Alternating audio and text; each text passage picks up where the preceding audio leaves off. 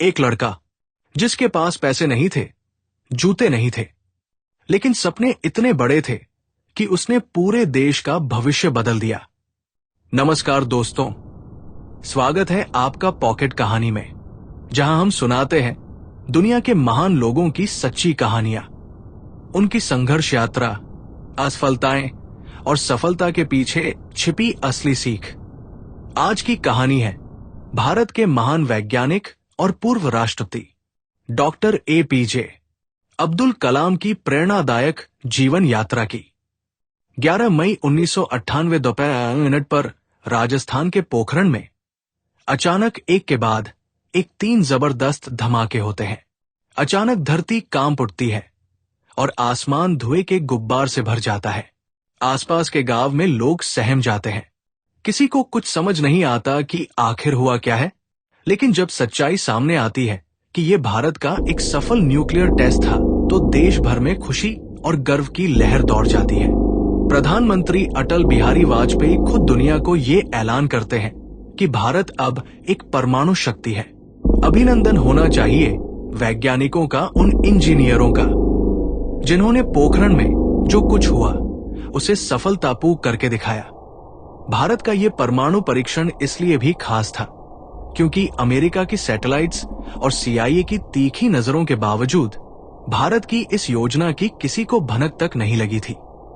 We following the Indian nuclear program for years, but there is no getting around the fact this we and not predict particular test. It's my responsibility to stand up and tell you American people we did get it right. Bharat की इस ऐतिहासिक सफलता के पीछे कोई और नहीं बल्कि मिसाइल मैन कहे जाने वाले डॉक्टर एपीजे अब्दुल कलाम थे, जिन्होंने न केवल ऑपरेशन शक्ति को कामयाबी तक पहुंचाया, बल्कि उन्होंने अमेरिका की आंखों में धूल झोंकने के लिए मेजर जनरल पृथ्वीराज का भेष भी धरा था। रामेश्वरम के एक छोटे से गांव में एक नाविक के घर पैदा होने वाले अब्दुल कलाम ने अपनी मेहनत के दम पर डीआरडीओ और इसरो जैसे देश के 2 सबसे बड़े साइंटिफिक इंस्टीट्यूशंस में काम किया और भारत को स्पेस एंड डिफेंस टेक्नोलॉजी में इतना सेल्फ रिलायंट बना दिया कि जो देश कभी हथियारों के लिए दूसरे देशों पर डिपेंडेंट था, वो आज खुद वेपन्स बना भी रहा है और उसे एक्सपोर्ट भी कर रहा है। उन्होंने अग्नि, पृथ्वी और आकाश जैसी मिसाइलों से न केवल भारत को एक मजबूत सैन्य शक्ति बनाया, बल्कि उन्होंने बच्चों को सपने देखना सिखाया, युवाओं को इनोवेशन की तरफ मोड़ा और विज्ञान को लैब से निकालकर सीधे गांव तक पहुंचाया। वो महान साइंटिस्ट होने के साथ साथ देश के सबसे चहेते राष्ट्रपति भी बने, लेकिन उन्होंने फिर भी खुद को एक टीचर कहलाना पसंद किया। तो आइए जानते हैं मिसाइल मैन के नाम से मशहूर भारत के सबसे प्यारे राष्ट्रपति डॉ एपीजे अब्दुल कलाम की पूरी कहानी। आखिर कभी फाइटर पायलट बनने का ख्वाब रखने वाले डॉक्टर कलाम भारत के महान साइंटिस्ट कैसे बने? भारत को न्यूक्लियर पावर बनाने में उनकी क्या भूमिका थी? और जून 2007 में प्रेसिडेंट के रूप में दूसरे कार्यकाल की इच्छा रखने के बावजूद वो दोबारा प्रेसिडेंट क्यों नहीं बन पाए थे? He was an eminent scientist, people's president, a Bharat Ratna and India's very own missile man.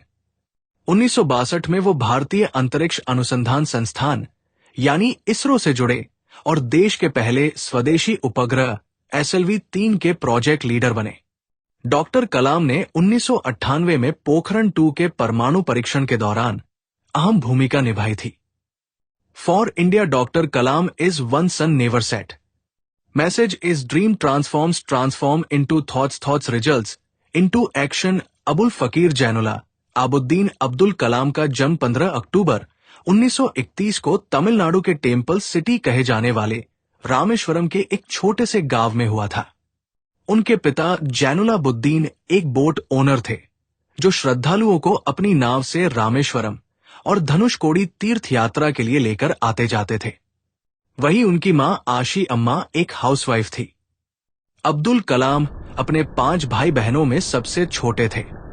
उनके पूर्वज अमीर व्यापारी थे जिनका business Indian mainland, Pamban island और श्रीलंका के बीच सामान और यात्रियों को ले जाने से जुड़ा था। लेकिन 1914 में जब पमन ब्रिज बना जो पंबन आइलैंड को मेनलैंड इंडिया से जोड़ता था, तो उनके परिवार का बिजनेस फेल हो गया, जिसके चलते उनका परिवार आर्थिक रूप से कमजोर हो गया। उनके पिता को घर चलाने में भी दिक्कतों का सामना करना पड़ता था। इसलिए अब्दुल कलाम को केवल 10 साल की उम्र में न्यूज़पेपर डिस्ट्रीब्यूशन का काम करना पड़ा। वो सुबह जल्दी उठकर पहले अखबार बांटते और फिर स्कूल जाते। ये वही स्ट्रगल था जिसने कलाम के अंदर बचपन से ही पेशेंस और डिसिप्लिन की मजबूत नींव रख दी थी। अब्दुल कलाम ने अपने primary education shorts high school से पूरी की। वो शुरुआत में एक एवरेज स्टूडेंट थे, लेकिन उनके अंदर कुछ नया सीखने की जिज्ञासा और कुछ बड़ा करने की आग साफ दिखाई देती थी। साल 1954 में उन्होंने तिरुचिरापल्ली के सेंट जोसेफ्स कॉलेज से फिजिक्स में ग्रेजुएशन पूरा किया। अब्दुल कलाम को पक्षियों के उड़ने का तरीका बहुत फैसिनेट करता था। वो अक्सर पक्षियों को उड़ते हुए देखकर सोच में पड़ जाते थे और यही क्यूरियोसिटी उन्हें एरोनॉटिकल इंजीनियरिंग की तरफ ले गई। इसके लिए उन्होंने मद्रास इंजीनियरिंग का एग्जाम दिया और उनका selection Madras institute of technology MIT में हो गया। लेकिन जब उन्होंने MIT की फीस सुनी तो वो काफी दुखी हो गए, क्योंकि फीस ज्यादा थी और वो जानते थे कि उनके परिवार के लिए इतनी महंगी फीस भर पाना मुश्किल है। तभी उनकी बड़ी बहन आसिम जोहरा आगे आई और उन्होंने अपने सोने के गहने बेचकर कलाम की फीस के पैसे दिए, जिससे 1955 में उनका MIT में एडमिशन हो सका। अपनी बहन के इस सैक्रिफाइस का जिक्र कलाम ने अपनी book my journey transforming dreams इनू एक्शंस में काफी भावुकता के साथ किया था। MIT में पढ़ाई के दौरान एक बार अब्दुल कलाम किसी टेक्निकल प्रोजेक्ट पर काम कर रहे थे, लेकिन उनके डीन उनके काम की स्पीड से सेटिस्फाई नहीं थे। इसलिए उन्होंने अब्दुल कलाम से साफ साफ कहा कि अगर 3 दिन के अंदर प्रोजेक्ट पूरा नहीं किया तो तुम्हारी स्कॉलरशिप छीन जाएगी। फिर क्या था, कलाम ने दिन रात मेहनत करके वो प्रोजेक्ट वक्त से पहले खत्म कर दिया। लीन उनके डेडिकेशन से इतने इंप्रेस हुए कि बाद में उन्होंने खुद कलाम से कहा, मैं तुम्हें जानबूझकर प्रेशर में डालना चाहता था ताकि तुम टफ सिचुएशंस को भी कामली हैंडल करना सीखो। यही वो लेसन था जिसमें कलाम को आगे चलकर हर चैलेंज का सामना शांत दिमाग से करना सिखाया। MIT के दिनों से ही अब्दुल कलाम फाइटर पायलट बनकर देश की सेवा करना चाहते थे। इसके लिए उन्होंने 2 बार ट्राई किया, लेकिन इसमें उन्हें सक्सेस नहीं मिल सकी। इंटरव्यू के बाद टोटल 8 लड़कों को सेलेक्ट किया जाना था और वो 9वें स्थान पर आए थे। केवल एक रैंक से उनका पायलट बनने का सपना अधूरा रह गया था। लेकिन उस वक्त किसी को कहां पता था कि पायलट ना बन पाने के कारण निराश होने वाले अब्दुल कलाम एक दिन ऐसे साइंटिस्ट बनेंगे जो भारत की स्पेस एंड डिफेंस टेक्नोलॉजी को दुनिया के सामने एक सुपर पावर के रूप में खड़ा कर देंगे। Madras institute of technology MIT से एरोनॉटिकल इंजीनियरिंग की डिग्री हासिल करने के बाद Abdul Kalam defence research and development service के मेंबर बने और फिर साल 1960 में उन्होंने defence research and development organisation DRDO में एक साइंटिस्ट की हैसियत से अपने करियर की शुरुआत की। DRDO में उनका पहला असाइनमेंट भारत का पहला स्वदेशी होक्राफ्ट प्रोजेक्ट था, जिसका नाम नंदी था। डॉक्टर कलाम ने अपनी टीम के साथ खूब मेहनत की और कुछ ही वक्त में इसे सक्सेसफुली बना लिया। इसी दौरान 1962 में जब नासा यंग साइंटिस्ट के लिए एक special rocket science training program organise कर रहा था, तब Indian national committee for space research यानी IACSR के चेयरमैन डॉक्टर विक्रम साराभाई ने 10 प्रॉमिसिंग इंडियन साइंटिस्ट को वहां भेजने का फैसला किया, जिनमें से एक नाम अब्दुल कलाम का भी था। मार्च 1963 में कलाम ट्रेनिंग के लिए अमेरिका गए और उन्होंने नासा के गोडार्ड स्पेस फ्लाइट सेंटर और वॉलप्स आइलैंड में ट्रेनिंग ली। यहां उन्होंने रॉकेट लॉन्चिंग, propulsion सिस्टम्स और स्पेस टेक्नोलॉजी की बारीकियों को सीखा। उन्होंने डमी रॉकेट फायरिंग समेत मल्टीपल टेक्निकल सेशंस को अटेन किया। ये पूरी ट्रेनिंग उनके लिए काफी सिग्निफिकेंट साबित हुई। इंडिया लौटने के बाद डॉक्टर कलाम ने केरला के त्रिवेंद्रम में भारत की पहली domestic rocket launching facility setup करने में बड़ी भूमिका निभाई। इसके बाद डीआरडीओ के साथ जुड़े रहते हुए उन्होंने इंडियन आर्मी के लिए एक छोटा हेलीकॉप्टर भी डिजाइन किया। डॉक्टर कलाम में कुछ बहुत बड़ा करने का पोटेंशियल था और ये बात उनके सीनियर्स बहुत अच्छे से समझते थे। इसलिए उनकी कैपेबिलिटीज को देखते हुए साल 1969 में उनका Indian space research organisation ISRO में ट्रांसफर कर दिया गया।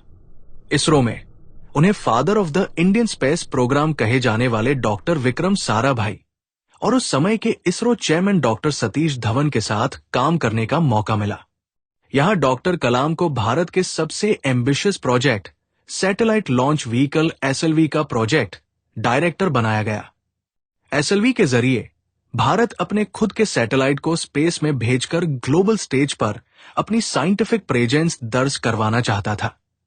डॉक्टर कलाम इस मिशन में पूरी जी जान से लगे हुए थे, लेकिन साथ ही वो एक इंडिपेंडेंट इंडिजीनियस रॉकेट प्रोग्राम पर भी काम कर रहे थे, जिसकी शुरुआत उन्होंने 1965 में डीआरडीओ के दौरान ही की थी।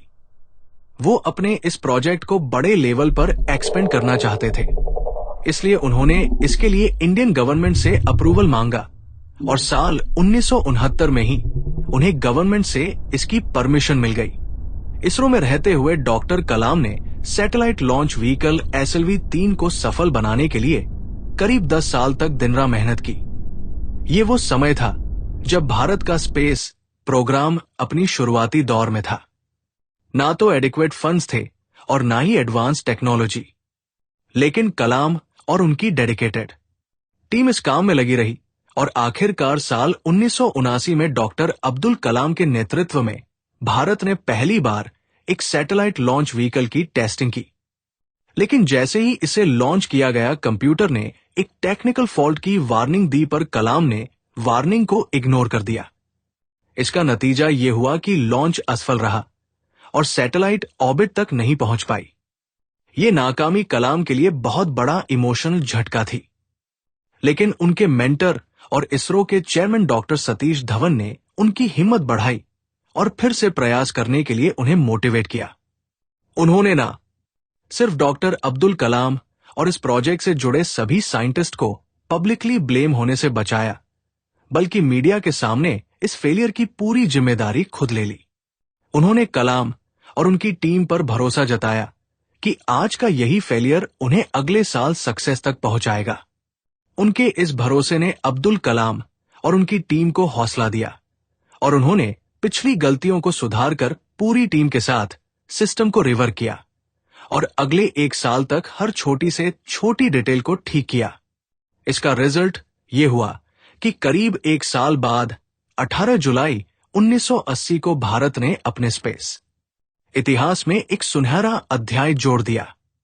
इस दिन अब्दुल कलाम और उनके साथी साइंटिस्ट की सालों की मेहनत के चलते इंडिया के first indigenous satellite launch vehicle SLV-3 ने फाइनली रोहिणी सैटेलाइट को सक्सेसफुली अर्थ के ऑर्बिट में डिप्लॉय कर दिया था। ये इसरो और भारत दोनों के लिए प्राउड मोमेंट था। पहली बार भारत ने अपनी इंडिजीनियस टेक्नोलॉजी से एक सैटेलाइट को आउटर स्पेस में भेजा था और इसी के साथ इंडिया ग्लोबल स्पेस क्लब में एंटर कर गया।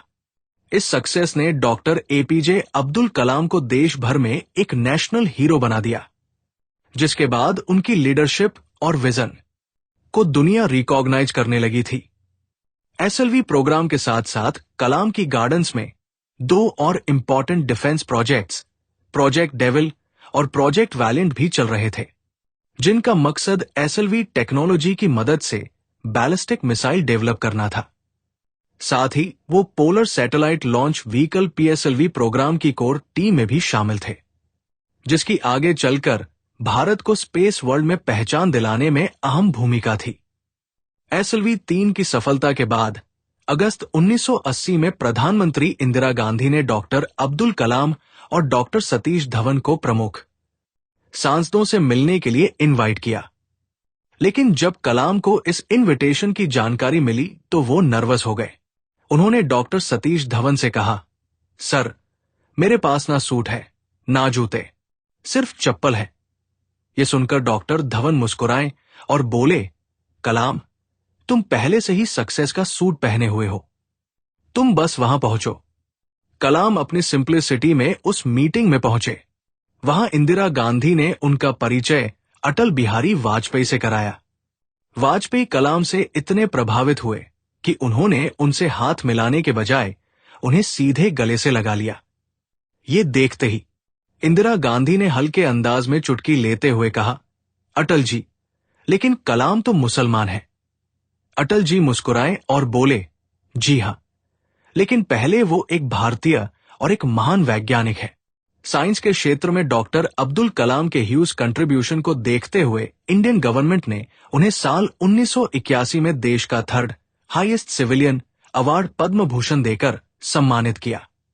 ये सिर्फ एक सम्मान नहीं था, बल्कि ये उस जर्नी की पहली ऑफिशियल रिकॉग्निशन थी जिसने आगे चलकर डॉक्टर एपीजे अब्दुल कलाम को मिसाइल मैन ऑफ इंडिया और फिर देश के सबसे प्यारे प्रेसिडेंट के रूप में पहचान दिलाई। 13 साल तक इसरो में अपनी सेवा देने के बाद डॉक्टर एपीजे अब्दुल कलाम ने 1982 में एक बार फिर से डीआरडीओ ज्वाइन किया और उन्हें उनके शानदार काम के चलते defence research and development laboratory DRDL का डायरेक्टर अपॉइंट किया गया। उस समय भारत को अपनी डिफेंस नीड्स के लिए दूसरे देशों पर डिपेंड रहना पड़ता था। चाहे वो मिसाइल हो या कोई और डिफेंस इक्विपमेंट, हर एडवांस टेक्नोलॉजी को बाहर से इंपोर्ट करना पड़ता था। इसमें न सिर्फ भारी खर्चा होता था, बल्कि कई बार उन देशों के पॉलिटिकल प्रेशर का भी सामना करना पड़ता था। लेकिन अब हालात बदलने वाले थे। डिफेंस मिनिस्टर रामस्वामी वेंकटरमन और डॉक्टर अब्दुल कलाम का विजन बिल्कुल क्लियर था कि भारत को डिफेंस टेक्नोलॉजी में सेल्फ रिलायंट बनाना है। उसी दौरान आर वेंकटरमन ने डॉक्टर अब्दुल कलाम को एक बोल्ड प्रपोजल दिया कि क्यों ना एक एक मिसाइल बनाने के बजाय एक साथ कई मिसाइल्स पर काम किया जाए, यानी एक ऐसा प्रोजेक्ट हो जिसमें पूरे मिसाइल आर्सनल को एक साथ डेवलप किया जाए। कलाम को यह आइडिया बहुत पसंद आया। उन्होंने डिफेंस मिनिस्टर के साइंटिफिक एडवाइजर वीएसआर अरुणाचलम के साथ मिलकर इसकी डिटेल प्लानिंग शुरू कर दी। मल्टीपल मिसाइल सिस्टम्स को एक साथ डेवलप करने का बड़ा एडवांटेज ये था कि इससे न सिर्फ समय की बचत होने वाली थी, बल्कि कुछ ही वक्त में भारत के पास अपनी खुद की मिसाइल फोर्स तैयार हो सकती थी। साल 1983 में यह विजन रियलिटी बनना तब शुरू हुआ जब डॉक्टर कलाम की लीडरशिप में डीआरडीओ ने integrated guided missile development program IGMDP की शुरुआत की। इस प्रोग्राम के तहत डीआरडीओ ने एक साथ 5 स्ट्रेटेजिक मिसाइल्स अग्नि, पृथ्वी, आकाश, त्रिशूल और नाग को डेवलप करने का फैसला किया। डिफेंस मिनिस्टर आर वेंकटरमन ने इस प्रोग्राम को कैबिनेट से अप्रूव करवाया और इसके लिए ₹3.88 बिलियन का बजट एलोकेट किया, जो आज के हिसाब से करीब 66 बिलियन होते हैं। इस पूरे प्रोजेक्ट की सक्सेस की रिस्पांसिबिलिटी डॉक्टर अब्दुल कलाम के कंधों पर थी। उन्हें इस प्रोजेक्ट का चीफ एग्जीक्यूटिव बनाया गया। अगले 5 साल तक डीआरडीओ के हजारों साइंटिस्ट, टेक्नीशियंस और इंजीनियर्स इस मिशन में दिन रात जुटे रहे। रास्ते में कई फेलियर्स भी आए, लेकिन हर सेटबैक के बाद कलाम ने अपनी टीम को सीखने और फिर से उठ खड़े होने के लिए इंस्पायर किया। इसका नतीजा ये हुआ कि भारत ने अपनी टेक्नोलॉजी से इस प्रोग्राम की पहली मिसाइल पृथ्वी को तैयार कर लिया। जैसा कि नाम से जाहिर है, पृथ्वी एक सरफेस टू सरफेस मिसाइल है जो 150 से 350 किमी की रेंज में टारगेट को एक्यूरेटली हिट कर सकती है। 25 फरवरी 1988 को श्रीहरिकोटा के शार्क सेंटर में इसका सक्सेसफुली टेस्ट हुआ। इसके गार्डियन सिस्टम, लिक्विड प्रोपल्शन और एरोडायनेमिक डिजाइन में डॉक्टर कलाम का की रोल था। पृथ्वी की बड़ी सक्सेस के बाद डीआरडीओ ने इसके एडवांस वर्जन पृथ्वी 1, पृथ्वी 2 और पृथ्वी 3 को भी डेवलप किया था। पृथ्वी के बाद भारत ने अग्नि मिसाइल के डेवलपमेंट पर काम शुरू किया। इसका लॉन्च 2 बार टेक्निकल प्रॉब्लम की वजह से फेल हो गया था, लेकिन आखिरकार 22 मई 1989 को इसका भी सफल परीक्षण कर लिया गया। अग्नि एक इंटरमीडिएट रेंज बैलिस्टिक मिसाइल है जो 700 से 5000 किमी तक के टारगेट्स को डिस्ट्रॉय करने में कैपेबल है। डॉक्टर कलाम ने इसमें multi stage rocket system, re entry technology और हीट शील्ड डेवलपमेंट जैसी क्रूशल टेक्नोलॉजीज में मेजर योगदान दिया था। आगे अग्नि की भी 5 एडवांस सीरीज अग्नि 1, अग्नि 2, अग्नि 3 और बाद में अग्नि E44 और अग्नि E55 को भी डेवलप किया गया था। ये सिर्फ मिसाइल्स नहीं थे, बल्कि ये भारत की साइंटिफिक स्ट्रेंथ और टेक्नोलॉजिकल इंडिपेंडेंस के सिंबल भी थे, जिससे दुनिया को पता चला कि India can stand tall on its own. Prithvi और अग्नि जैसी ग्राउंड टू ग्राउंड मिसाइल्स की सफलता के बाद भारत को अब सरफेस टू एयर मिसाइल्स की जरूरत थी, यानी ऐसी मिसाइल्स जो आसमान से आने वाले खतरे को हवा में ही खत्म कर सके। लेकिन जैसे ही भारत ने अपने इंडिजीनियस मिसाइल प्रोग्राम में तेजी दिखाई, Canada, France, Germany, Italy, Japan, UK और यूएसए जैसे ताकतवर देश बुरी तरह बौखला गए। इसकी वजह से भारत को missile technology control regime MTCR के सैंक्शंस और रिस्ट्रिक्शंस का सामना करना पड़ा, जिसके चलते भारत पर उनकी किसी भी टेक्नोलॉजी को एक्सेस करने की रोक लगा दी। इसके बावजूद अब्दुल कलाम और उनकी टीम ने हार नहीं मानी और इंडिजीनियस मिसाइल सिस्टम्स पर काम जारी रखा। उनकी मेहनत की बदौलत 1990 में भारत ने आकाश नाम की एक surface to air missile successfully develop कर ली। इसकी रेंज 25 से 30 किमी तक की थी और इसे स्पेशली एनिमी एयरक्राफ्ट्स और इनकमिंग मिसाइल्स को न्यूट्रलाइज करने के लिए बनाया गया था। इसके बाद डॉक्टर अब्दुल कलाम और उनकी टीम ने त्रिशूल नाम की 9 किमी रेंज वाली एक short range surface to air missile भी डेवलप की, जिसे इंडियन नेवी और एयरफोर्स के लिए कम दूरी के हवाई खतरों का मुकाबला करने के लिए डिजाइन किया गया था। इसके बाद DRDO ने अब्दुल कलाम की विजनरी लीडरशिप में नाग नाम की एक 3rd generation anti tank guided missile बनाई। इसे फायर एंड फॉगेट टेक्निक के साथ डिजाइन किया गया था, यानी टारगेट लॉक करने के बाद इसे किसी एक्सटर्नल गाइडेंस की जरूरत नहीं होती। नाग के रूप में भारतीय सेना को टैंक्स और आर्मर्ड व्हीकल्स के खिलाफ एक पावरफुल वेपन मिला, जिसका हेलीकॉप्टर माउंटेड वर्जन हेलिना भी आगे चलकर एयरफोर्स के लिए डेवलप किया गया। लेकिन यह सफर इतना आसान नहीं था। IGMDP को लीड करना अब्दुल कलाम के लिए चुनौतियों से भरा था। इंडिया मिसाइल टेक में नया था और रिसोर्सेज कम थे, इसलिए टेस्टिंग के दौरान कई बार फेलियर्स का सामना करना पड़ा। मगर अब्दुल कलाम कभी असफलता से डरे नहीं। वो हमेशा कहते थे, अगर सफल होने का संकल्प मजबूत हो तो असफलता कभी नहीं पछाड़ सकती। उन्होंने फंड और फॉरेन सपोर्ट की कमी को कभी एक्सक्यूज नहीं बनाया, बल्कि हमेशा इंडिजीनियस इनोवेशन पर ही जोर दिया। उन्होंने DRDO की अलग अलग लैब्स जैसे हैदराबाद की DRDL, बेंगलुरु की AD और पुणे की ARD को इनोवेशन हब्स में बदल दिया। उनका सपना था कि भारत मिसाइल टेक्नोलॉजी में पूरी तरह आत्मनिर्भर बने, और इस रास्ते में उनकी कोशिशों और इतनी सारी मिसाइल को डेवलप करने की वजह से लोग उन्हें प्यार से द मिसाइल मैन कहने लगे। कलाम सिर्फ एक साइंटिस्ट नहीं थे, वो एक सच्चे इंसान और एक अच्छे लीडर भी थे। उनकी सादगी और टीम फर्स्ट अप्रोच उन्हें सबसे अलग बनाती थी। उन्होंने हमेशा कामयाबी का श्रेय अपनी टीम को दिया और नाकामी की जिम्मेदारी खुद ली। उनका हमेशा से मानना था कि कोई भी सक्सेस कलेक्टिव वर्क के बिना पॉसिबल नहीं हो सकती है। साल 1990 में डॉक्टर कलाम के महान योगदान और लीडरशिप के लिए भारत सरकार ने उन्हें देश के दूसरे सबसे बड़े सिविलियन अवार्ड पद्म विभूषण से सम्मानित किया। 1992 में डॉक्टर अब्दुल कलाम दो बड़ी जिम्मेदारियां एक साथ संभाल रहे थे।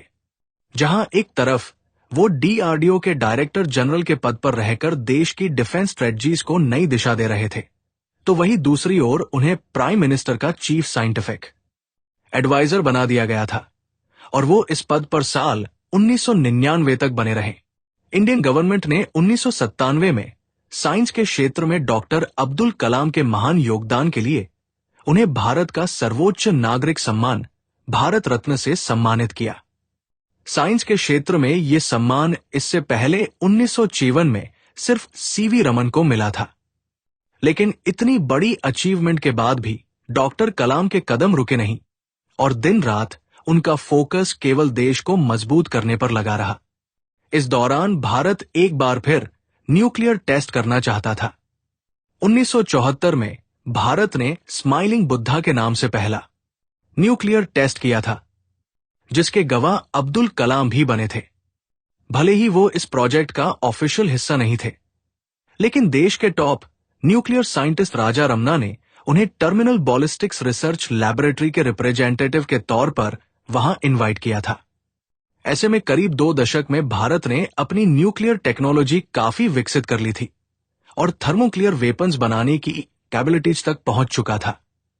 दोबारा न्यूक्लियर टेस्ट के लिए डॉक्टर अब्दुल कलाम ने चीफ साइंटिफिक एडवाइजर और डीआरडीओ के डीजी के रूप में डीआरडीओ और department of atomic energy DI के बीच स्ट्रेटेजिक कोलैबोरेशन को और मजबूत किया, जो आगे चलकर 1998 के पोखरण 2 न्यूक्लियर टेस्ट में क्रूशल साबित हुआ। पोखरण 2 का पूरा ऑपरेशन एक्सट्रीम सीक्रेसी में चला। डॉक्टर अब्दुल कलाम ने DI chairman doctor R Chidambaram के साथ मिलकर इसकी कोर प्लानिंग की। इस न्यूक्लियर टेस्ट को ऑपरेशन शक्ति नाम दिया गया था, जिसमें साइंटिस्ट को भी आर्मी की यूनिफॉर्म पहनाई गई और कम्युनिकेशन में भी साइंटिस्ट ने कोड नेम्स का इस्तेमाल किया। यह सब इसलिए इतनी सीक्रेसी के साथ किया गया ताकि दुनिया की बड़ी ताकतों, खासकर अमेरिका को इस न्यूक्लियर एक्टिविटी की भनक ना लगे, क्योंकि इससे पहले साल 1995 में ऐसा हो चुका था। तब भारत की परमाणु तैयारियों की भनक अमेरिका को लग गई थी और भारत को न्यूक्लियर प्रोग्राम बीच में ही रोकना पड़ा था। इस बार भी अमेरिका अपनी इंटेलिजेंस एजेंसी सीआईए और अपनी सैटेलाइट्स के जरिए भारत की हर न्यूक्लियर एक्टिविटी पर कड़ी नजर रख रहा था। ऐसे में इंडिया को न सिर्फ अपना न्यूक्लियर प्रोग्राम बढ़ाना था, बल्कि पूरी प्रक्रिया को एक्सट्रीम सीक्रेसी में भी अंजाम देना था। इसलिए सिर्फ चुनिंदा सीनियर साइंटिस्ट, मिलिट्री ऑफिसर्स और की पॉलिटिकल लीडर्स को ही इसकी जानकारी थी। डॉक्टर एपीजे अब्दुल कलाम और डॉक्टर आर चिदम्बरम इस न्यूक्लियर प्रोजेक्ट के कोऑर्डिनेटर थे और उनके साथ डॉक्टर अनिल काकोदर समेत वैज्ञानिकों की 8 टीम और सेना की 58 इंजीनियर्स रेजिमेंट अपना अहम योगदान दे रही थी।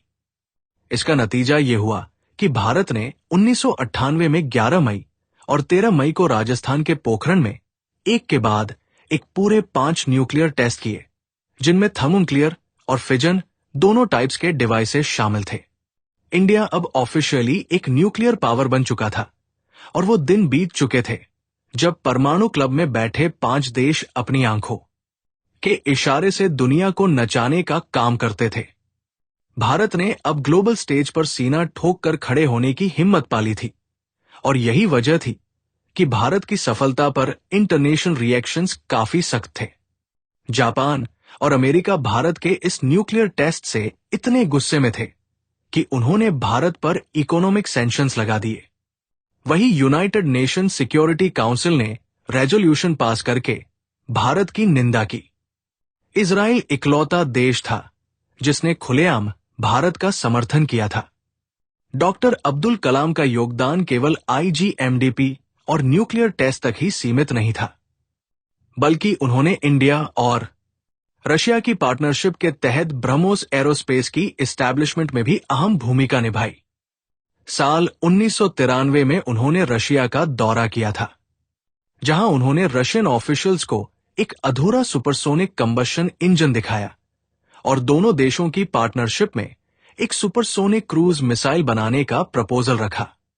इसके 5 साल बाद 12 फरवरी 1998 को डॉक्टर कलाम और रशियन डिप्यूटी डिफेंस मिनिस्टर के बीच एक ऐतिहासिक एग्रीमेंट हुआ, जिसके तहत दोनों देश मिलकर ब्रह्मोस एरोस्पेस एस्टैब्लिश करने वाले थे, जिसमें इंडिया की 50.5% और रशिया की 49.5% हिस्सेदारी थी। इसका मकसद दुनिया की सबसे तेज क्रूज मिसाइल बनाना था। डॉक्टर कलाम की लीडरशिप में भारत ने 2001 और 2004 में सक्सेसफुल ब्रह्मोस टेस्ट किए और 2005 से यह भारत के डिफेंस सिस्टम्स का हिस्सा बन गया।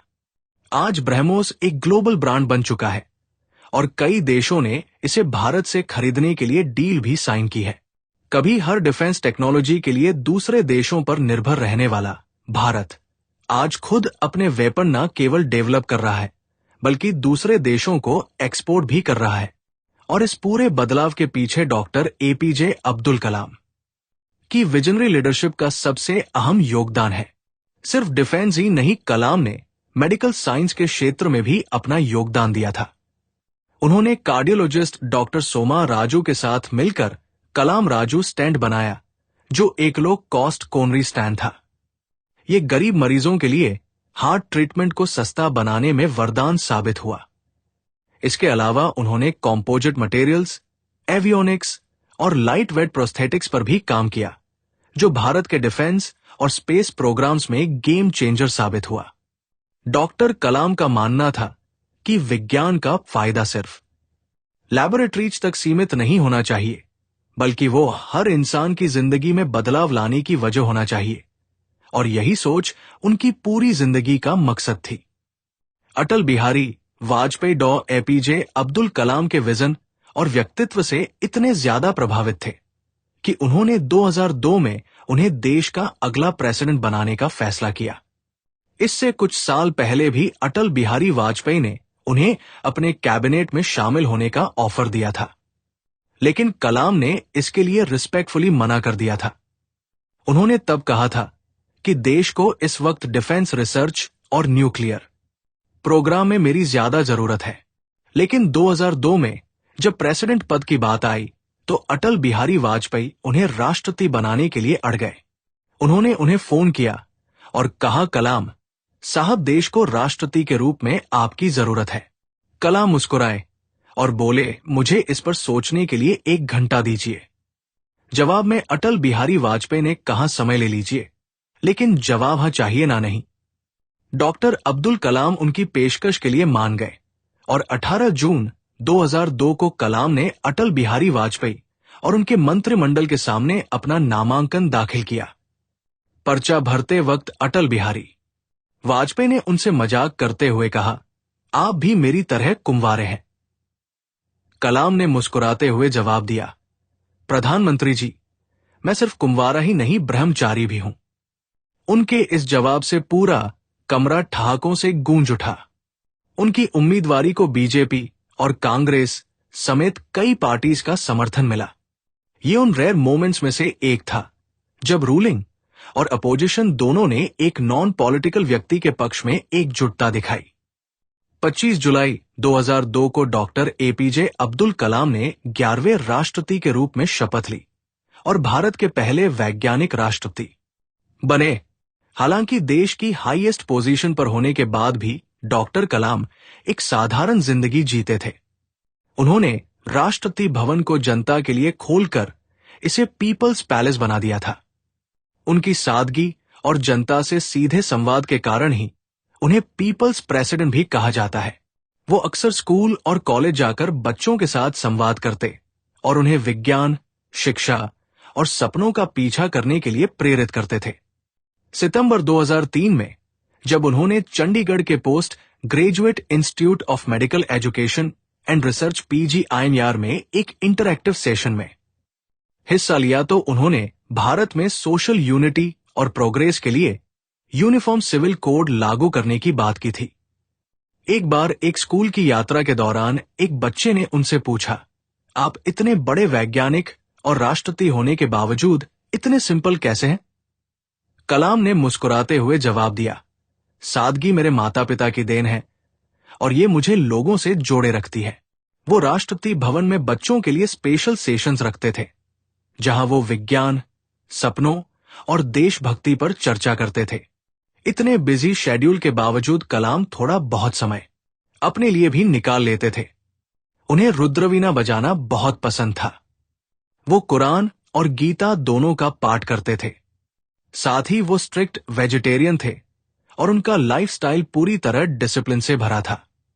डॉक्टर कलाम को भारत का पहला नॉन पॉलिटिकल प्रेसिडेंट भी माना जाता है। इसका सबसे बड़ा एग्जाम्पल तब देखने को मिला जब मई 2005 में बिहार में किसी भी पार्टी को मेजॉरिटी नहीं मिली और गवर्नर बटा सिंह ने बिना सभी विकल्पों की जांच किए राष्ट्रपति शासन की सिफारिश कर दी। कलाम उस समय रशिया में थे और रात 1:03 उनके पास फैक्स आया जिसमें कैबिनेट ने तुरंत सिग्नेचर की डिमांड की।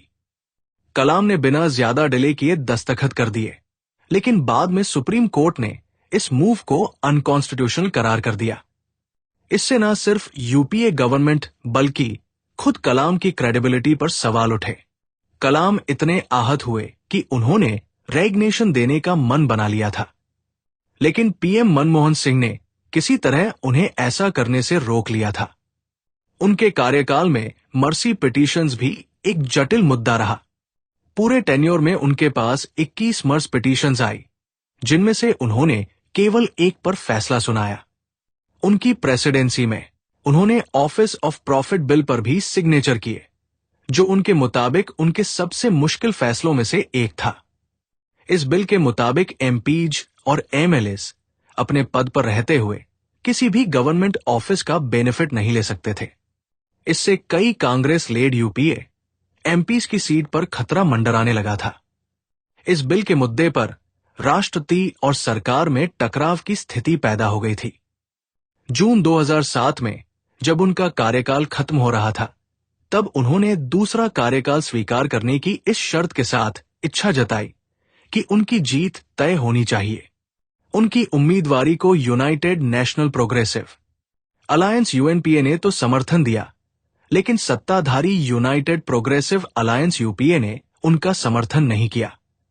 इसलिए डॉक्टर एपीजे अब्दुल कलाम ने 22 जून 2007 को फैसला लिया कि वो दोबारा चुनाव नहीं लड़ेंगे। उनका कहना था कि वो राष्ट्रपति भवन को राजनीतिक सौदेबाजी का हिस्सा नहीं बनाना चाहते। 2007 में राष्ट्रपति कार्यकाल खत्म होने के बाद डॉक्टर एपीजे अब्दुल कलाम ने एक बार फिर अपनी जड़ों की ओर रुख करते हुए एजुकेशन एंड यूथ एम्पावरमेंट की ओर ध्यान देना शुरू किया।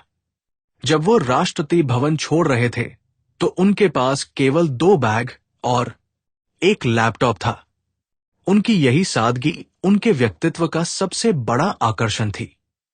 कलाम ने अपने जीवन के अंतिम दिनों को यूनिवर्सिटीज, स्कूल्स और कॉलेजेस में लेक्चर देने, किताबें लिखने और अपनी मोटिवेशनल स्पीचेस के जरिए यूथ को इंस्पायर करने में बिताया।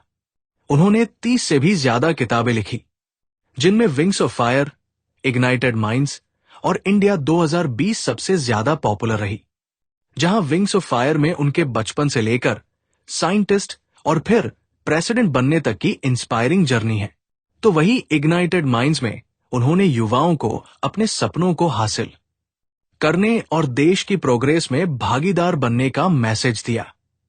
India 2020 a vision for the new millennium में उन्होंने अपना विजनरी सपना रखा था, जिसमें उन्होंने भारत को 2020 तक एक डेवलप कंट्री बनाने के लिए कुछ उपाय सुझाए थे। लेकिन डॉक्टर कलाम सिर्फ किताबें लिखने तक नहीं रुके। उन्होंने अपने विजन को ग्राउंड लेवल पर इंप्लीमेंट करने की भी कोशिश की।